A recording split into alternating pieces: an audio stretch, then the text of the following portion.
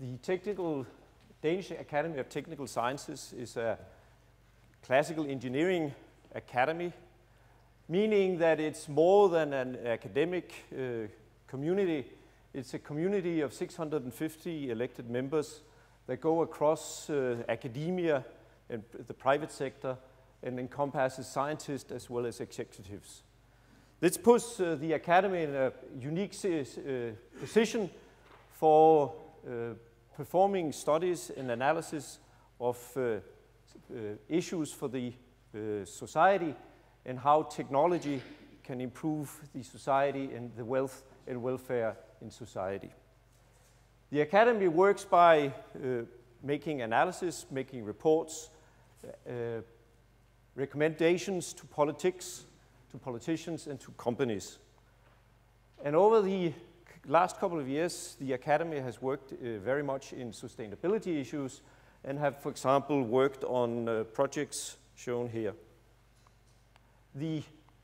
I should say that, for example, from water technology to green growth, the recommendations in this report has actually led to the inclusion in the political programs for most of our major political parties in the country. And if you look at the sustainable food systems, this was a project that was run together with the international community of engineering academies throughout the world. The focus of the work of the different analysis have been on technical possibilities, on the economic welfare and wealth, very much on business possibilities in addressing sustainability issues, because if we have to be able to achieve a sustainable future, it has to also be compatible with business. And then, of course, socio-economic issues, and a major thing of most studies also go into regulatory issues, because all experience shows that regulatory issues will become an even more important issue in the future if we want to go for a sustainable future. Another issue that typically comes up in the reports is the issue of education, because there's no doubt that education of engineers, of people that can work with the technologies, but also people that can work with the socio-economic issues of sustainability, education is a bottleneck and is an important issue. And this brings me automatically also to talk about then sustainability in higher education. How can you include sustainability issues in higher educations? Well, you can make full degree programs. You can create courses that addresses sustainability issues. But moreover, you can do different actions that makes sustainability a pervasive inclusion in all study programs. And I'll probably try to emphasize this in a little while. If we look at a complete degree program, for example at DTU, we run a Master of Science degree program in sustainable energy. And this tries to combine a systems picture of issues in sustainability with also a focus on specific technologies. So the way it's run is that the first semester includes courses that makes the students aware of issues in sustainable energy systems. So they'll have a course in energy resources, markets and politics, modeling and analysis of sustainable energy systems, and sustainability assessment of energy conversion and use. With this base, the students then continue on to specializing in some areas based on their background from the bachelor studies. The concept of this program is to have a T-shaped engineer. So you have an engineer that has a system-level knowledge of the issues of sustainable energy systems. At the same time, you have an engineer that has a deep specialization in a specific technical issue of some of these areas that are important for a sustainable energy future. Another way of making a program is that actually has the same T-shaped approach is a program in wind energy that we run at DTU. Except for that, we also run courses that all students can take, for example, in life cycle assessment of solid waste systems, sustainability in engineering solutions, and so on. So these were full programs or courses that students can do where you focus on sustainability.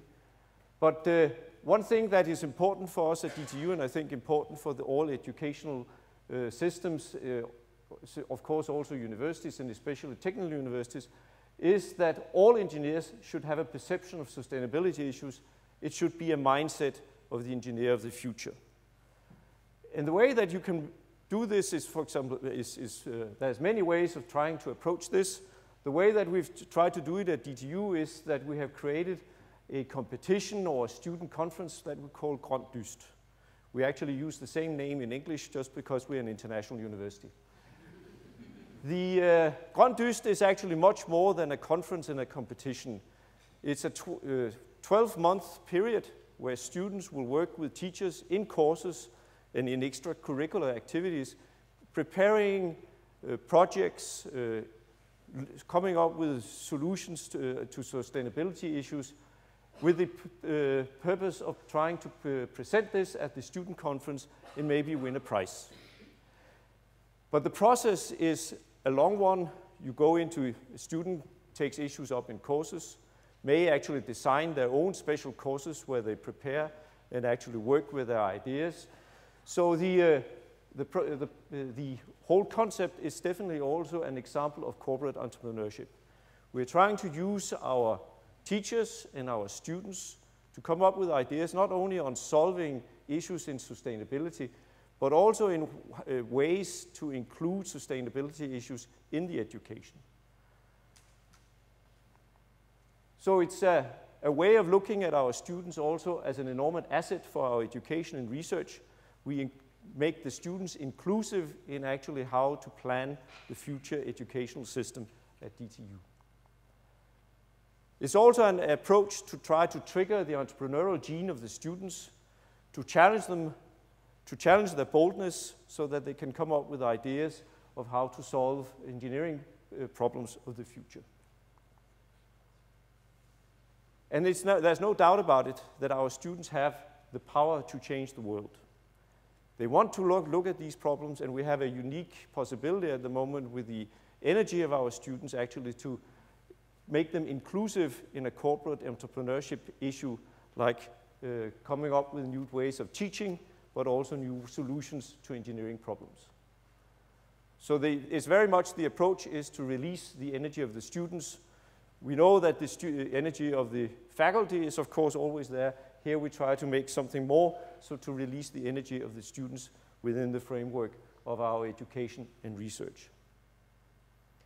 It's also an approach where we actually include a possibility to give credit for extracurricular activities. Again, releasing the energy of the students so that students can see if they would like to do things on the side of their normal studies.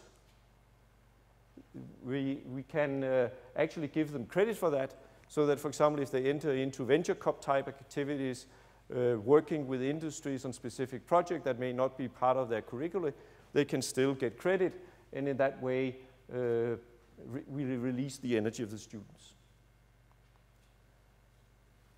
Just an illustration of how Grønt Dyst can lead to anything. This is Rasmus Schmidt-Davidsen. He participated in Grønt Dyst last year with a project where he has fabricated special surfaces for solar cells in a way to improve the efficiency of solar cells. He was sort of coerced into this by some of his teachers that said, you definitely have to participate in this because this would be fun for you. And actually it was so much fun for him that he ended up getting a third prize. He was then later selected actually to go to Abu Dhabi to participate in the Young Future Energy Leaders meeting in Abu Dhabi, where he would discuss political issues and technological issues with people from academia as well as from companies.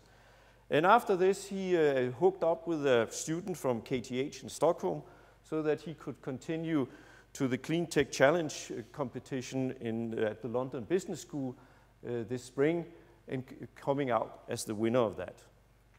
To continue the success, he has just been the winner of the Venture Cup startup competition here in Denmark, where he has won 250,000 kroner to actually go into a proof of concept and also try to be able to figure out how to make this idea into some viable technology as well as a viable business. And I think this is important, of course, also in these sustainability issues, that we should also train our students not only to look at sustainability issues from a social point of view, but also definitely from a business point of view, because the way that this will take off is that you combine sustainability with the business case.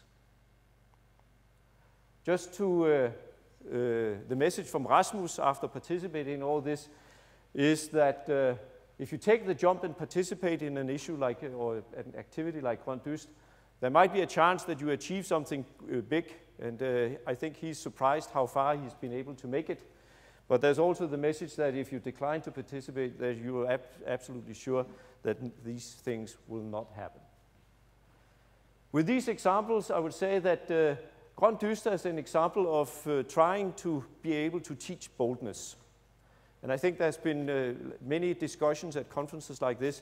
Can you teach boldness? And I put a question mark there, but at least one thing the universities can do is that they can release the boldness of the students. Give them freedom to jump and do activities that are probably not part of our sort of traditional academic thinking of a linear education. But students nowadays, they would like to do things that are fun, that are out of the box, and you can definitely release boldness. You may not teach it, but you can release it. Thank you very much.